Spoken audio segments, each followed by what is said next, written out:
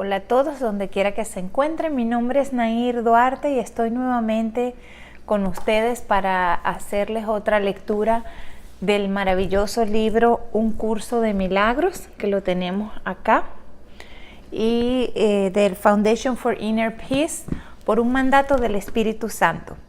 Espero que lo estén disfrutando tanto como yo y sobre todo que estén tomando esas enseñanzas, porque ya la semana que viene vamos a comenzar a leer los ejercicios, uno por día. Vamos a leer la lección y vamos a hacer uno de los ejercicios cada día hasta que completemos los 365 ejercicios.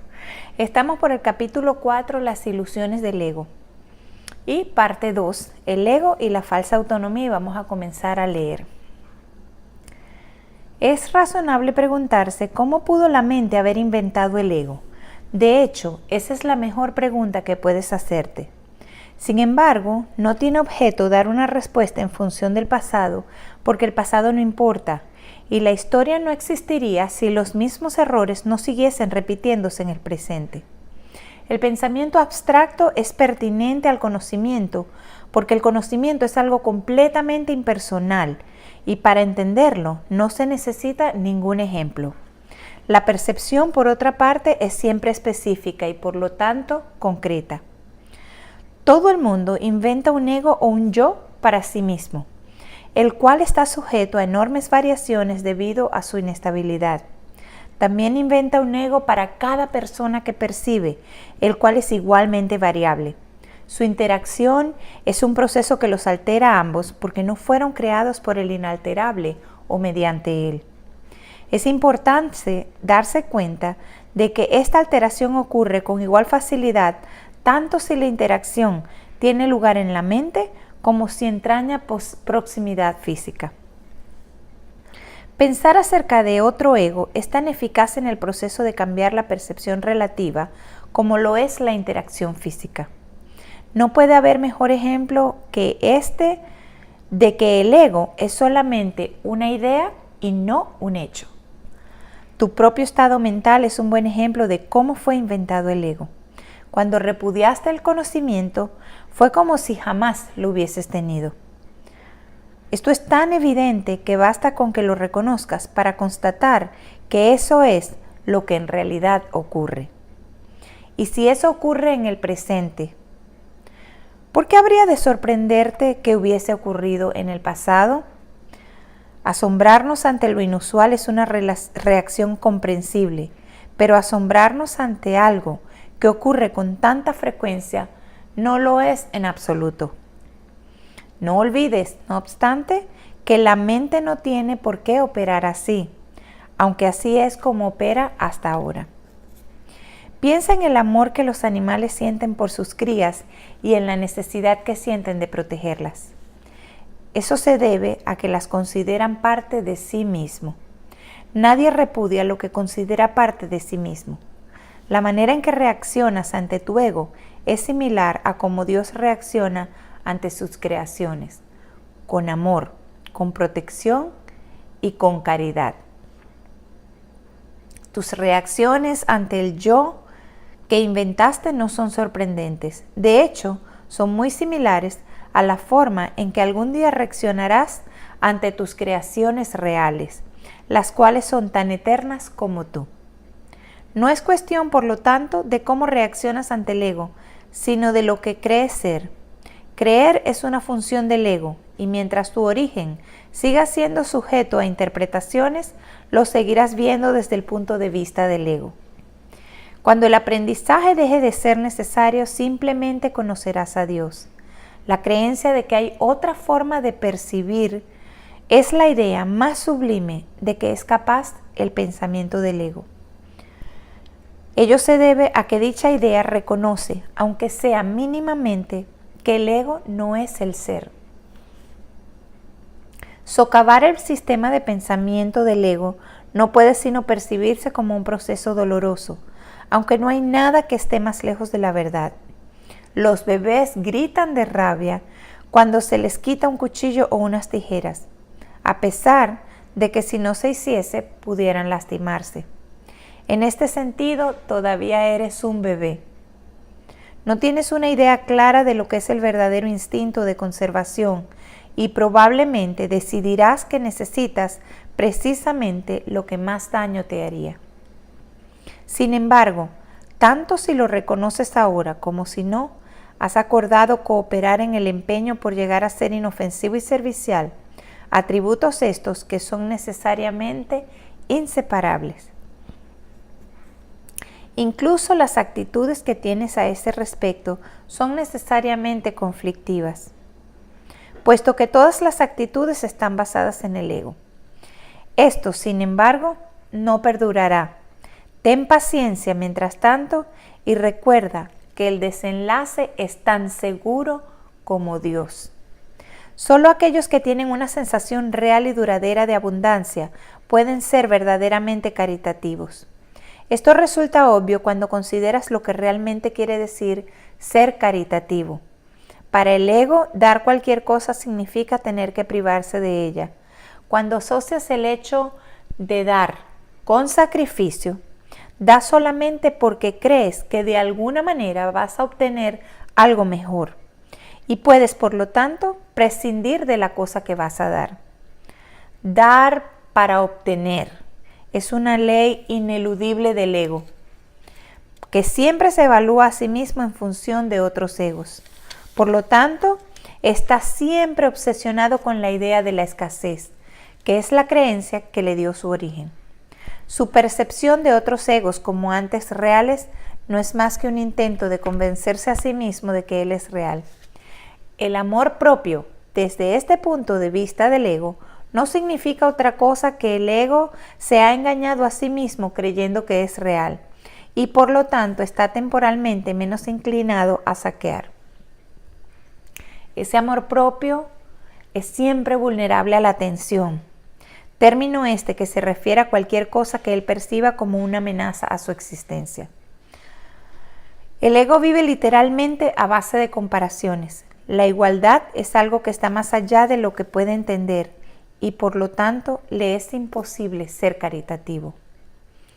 Lo que el ego da nunca emana de una sensación de abundancia, porque él fue engendrado precisamente como un sustituto de esta. Por eso es por lo que el concepto de obtener surgió en su sistema de pensamiento. Los apetitos son mecanismos para obtener, que representan la necesidad del ego de ratificarse a sí mismo. Esto es cierto tanto en el caso de los apetitos corporales como en el de las llamadas necesidades más elevadas que el ego. El origen de los apetitos corporales no es físico. El ego considera el cuerpo como su hogar y trata de satisfacerse a sí mismo a través de él. Pero la idea de que eso es posible es una decisión de la mente que está completamente confundida acerca de lo que realmente es posible. El ego cree que tiene que valerse de sí mismo para todo, lo cual no es más que otra forma de describir cómo cree que él mismo se originó. En este estado de tanto temor, lo único que puede hacer es dirigirse a otros egos y tratar de unirse a ellos en un débil intento de identificarse con ellos o atacarlos en una demostración igualmente débil de fuerza. No es libre, no obstante, de poner en tela de juicio la premisa que da lugar a todo eso, pues esa premisa es su base. El ego es la creencia de la mente según la cual tiene que valerse completamente por sí misma.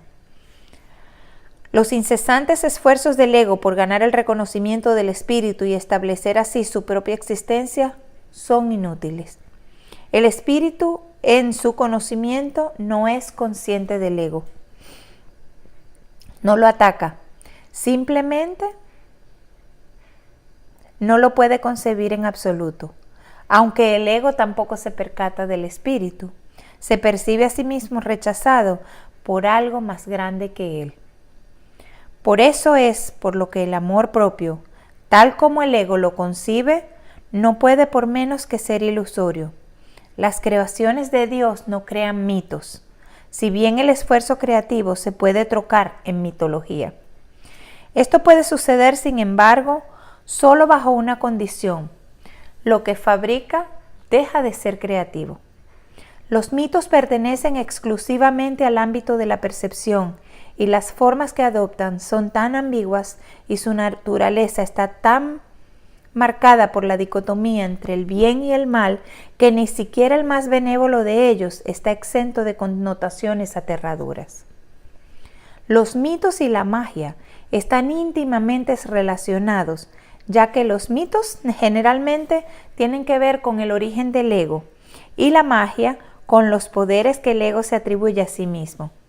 Los sistemas mitológicos incluyen por lo general alguna descripción de la creación y la conectan con su forma particular de magia. La llamada lucha por la supervivencia no es más que la lucha del ego por prolongar su propia existencia, así como la interpretación que ha hecho con respecto a su comienzo. Este comienzo casi siempre se asocia con el nacimiento físico, ya que resulta difícil sostener que el ego existía antes de ese momento. Los más religiosos de los mitos basados en el ego puede que postulen que el alma existía antes y que seguirá existiendo después de un lapso temporal de vida en el ego. Algunos postulan incluso que el alma será castigada por este lapso. La salvación, no obstante, no es aplicable al espíritu, pues éste no está en peligro y por lo tanto no tiene que ser rescatado. La salvación no es otra cosa que la mentalidad recta, que aunque no es mentalidad uno del Espíritu Santo, se debe alcanzar antes que la mentalidad uno pueda ser reinstaurada.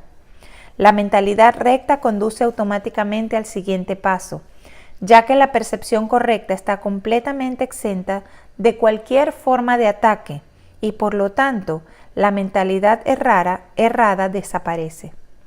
El ego no puede sobrevivir sin hacer juicios y por consiguiente se le abandona. La mente tiene entonces una sola dirección por la que avanzar. La dirección que sigue es siempre automática, pues no puede sino acatar los dictados del sistema de pensamiento al que se adhiere. No se puede hacer demasiado hincapié en el hecho de que corregir la percepción es simplemente un expediente temporal. Dicha corrección es necesaria únicamente porque la percepción falsa es un obstáculo para el conocimiento, mientras que la percepción fidedigna es un trampolín hacia él. El valor de la percepción correcta reside en la conclusión inevitable de que toda percepción es innecesaria. Esto elimina el obstáculo por completo. Te preguntarás, ¿cómo puede ser eso posible mientras parezca que vives en este mundo? Esa es una pregunta razonable. No obstante, tienes que asegurarte de que realmente la entiendes. ¿Quién es el tú que vive en este mundo? El espíritu es inmortal y la inmortalidad es un estado permanente. El espíritu es tan verdadero ahora como siempre lo fue y lo será siempre, ya que no entraña cambios de ninguna clase. No es un continuo, ni se puede entender tampoco comparándolo con un opuesto. El conocimiento nunca admite comparaciones. En eso estriba su diferencia principal con respecto a cualquier otra cosa que la mente pueda comprender. Capítulo 4. Las ilusiones del ego. Parte número 3. Amor sin conflicto. Permisito.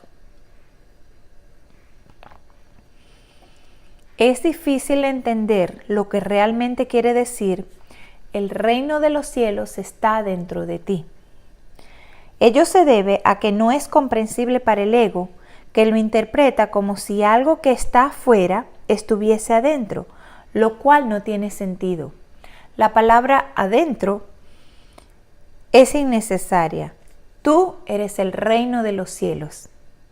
¿Qué otra cosa sino a ti creó el Creador? ¿Y qué otra cosa sino tú es su reino? Este es el mensaje de la expiación, mensaje que en su totalidad trasciende la suma de sus partes. Tú también tienes un reino que tu espíritu creó. Este no ha dejado de crear como consecuencia de las ilusiones del ego. Tus creaciones no son huérfanas, de la misma manera que tú tampoco lo eres. Tu ego y tu espíritu nunca serán co-creadores, pero tu espíritu y tu creador lo serán siempre. Ten por seguro que tus creaciones están tan a salvo como tú. El reino está perfectamente unido y perfectamente protegido, y el ego no prevalecerá en contra de él. Amén. Esto se ha escrito en forma de oración aparte, porque así puede serte más útil en momentos de tentación. Y lo voy a repetir. El reino está perfectamente unido y perfectamente protegido, y el ego no prevalecerá contra él. Amén. Es una declaración de independencia. La encontrarás muy provechosa si la entiendes cabalmente. El que necesite mi ayuda se debe a que has negado. El que necesites mi ayuda se debe a que has negado a tu propio guía y por consiguiente necesitas ser guiado. Mi papel consiste en separar lo falso de lo verdadero, para que la verdad pueda traspasar las barreras que el ego ha erigido y así brillar en tu mente. El ego no puede imperar en contra de nuestra fuerza conjunta. Es seguro que a estas alturas ya resulta evidente por qué el ego considera que el espíritu es su enemigo. El ego surgió como resultado de la separación, y la continuidad de su existencia depende de que tú sigas creyendo en la separación. El ego tiene que ofrecerte algún tipo de recompensa para que sigas abrigando esta creencia. Lo único que puede ofrecerte es una sensación de existencia temporal que se origina con su propio comienzo y termina con su propio final. Te dice que esa vida es tu existencia porque es la suya propia. Frente a esta sensación de existencia temporal, el espíritu te ofrece el conocimiento de la permanencia y de la inmutabilidad del estado de ser. Nadie que haya experimentado la revelación de esto puede volver a creer completamente en el ego otra vez. ¿Cómo iba a poder imperar su miserable oferta por encima del glorioso regalo que Dios te hace? Tú que te identificas con el ego, no puedes creer que Dios te ame. No amas lo que hiciste y lo que hiciste no te ama a ti. El ego, que fue engendrado como resultado de tú haber negado al Padre, no le guarda lealtad a su Hacedor. No puedes ni imaginarte la relación real que existe entre Dios y sus creaciones, debido al odio que le tienes al ser que fabricaste. Proyectas sobre el ego tu decisión de estar separado y esto entra en conflicto con el amor que por ser su hacedor sientes por él. No hay amor en este mundo que esté exento de esta ambivalencia, y puesto que ningún ego ha experimentado amor sin ambivalencia, el amor es un concepto que está más allá de su entendimiento. El amor aflorará de inmediato en cualquier mente que de verdad lo desee, pero tiene que desearlo de verdad. Esto quiere decir desearlo sin ninguna ambivalencia. Y esta forma de desear está completamente desprovista de la compulsión de obtener del ego. Existe una clase de experiencia tan diferente de todo lo que el ego pudiera ofrecerte que nunca más querrás volver a encubrirla u ocultarla. Es necesario repetir que tu creencia en la oscuridad y en la ocultación es la razón de que la luz no puede pasar. La Biblia hace referencia frecuentemente a los inconmensurables dones que te aguardan, pero que tienes que pedir. Esta no es una condición como las que el ego establece, sino que es la gloriosa condición de lo que tú eres. Ninguna fuerza, excepto tu propia voluntad, es lo suficientemente fuerte o digna como para poder guiarte. En esto eres tan libre como Dios y así será eternamente. Pidámosle al Padre, en mi nombre, que te mantenga consciente de su amor por ti y del tuyo por Él. Él nunca ha dejado de responder a este ruego, pues lo único que éste pide, es lo que su voluntad ya ha dispuesto. Quienes piden sinceramente siempre reciben respuesta. No debes anteponer otros dioses a Él, porque no hay otros dioses. ¿Nunca se te ha ocurrido realmente renunciar a todas las ideas que jamás hayas tenido que se oponen al conocimiento? Conservas miles de retazos de temor que le impiden la entrada al Santísimo. La luz no puede filtrarse a través de los muros que levantas para obstruir su paso, y nunca estará dispuesta a destruir lo que tú has hecho. Nadie puede ver a través de un muro, pero yo puedo transponerlo. Mantente alerta con los retazos de miedo que aún conserva tu mente, o de lo contrario, no podrás pedirme que lo transponga. Solo puedo ayudarte, tal como nuestro Padre nos creó. Te amaré y te honraré y te respetaré absolutamente lo que has hecho, pero no lo apoyaré a menos que sea verdad. Nunca te abandonaré, tal como Dios nunca te abandonará. Pero tengo que esperar mientras tú continúes eligiendo abandonarte a ti mismo. Debido a que espero con amor y no con impaciencia, es indudable que me pedirás con sinceridad lo que transponga. Vendré en respuesta a toda llamada inequívoca. Examina detenidamente qué es lo que estás realmente pidiendo. Sé muy honesto contigo mismo al respecto, pues no debemos ocultarnos nada el uno al otro. Si realmente tratas de hacer esto, habrás dado el primer paso en el proceso de preparar a tu mente, a fin de que el Santísimo pueda entrar en ella. Nos prepararemos juntos para ello, pues una vez que Él haya llegado, estarás listo para ayudarme a preparar otras mentes que estén listas para Él. ¿Hasta cuándo vas a seguir negándole su reino? En tu propia mente, aunque negada por el ego, se encuentra la declaración que te hará libre. Dios te ha dado todo. Este simple hecho significa que el ego no existe, y esto le atemoriza mortalmente. En el lenguaje del ego, tener y ser significan dos cosas distintas. Si bien para el Espíritu Santo, tener y ser son exactamente lo mismo.